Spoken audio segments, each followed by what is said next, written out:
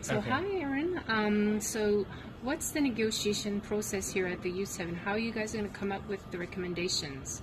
No, that's a good question. I would say that it takes on a twofold process. The first part involves pre-negotiations, and so that's usually done online through the Slack platform. So essentially, we start and huddle together as Team Canada, and we talk about what are some of the priorities that we have as the Canadian delegation based on consultations with young people, with stakeholders, and also integrating some of the research that we've also taken in as well. And then we kind of whittle down all this information, and then we propose kind of at least 5 or 6 different priority areas.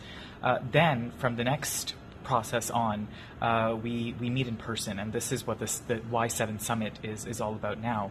And we work in our individual thematic working groups with multilateral stakeholders. So these are delegations coming from Germany, from the European Union, and Canada is also included in these sorts of discussions among all of the other G7 members.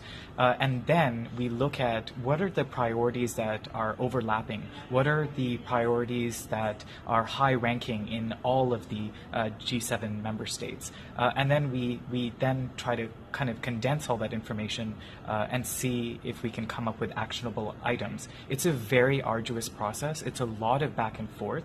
Sometimes we don't agree on sometimes it could be wording, or sometimes it's just general concepts. But it takes a lot of going back and forth within the plenary, and then going back to your delegation, and then going bilaterally, and then coming again to one final solution in the end.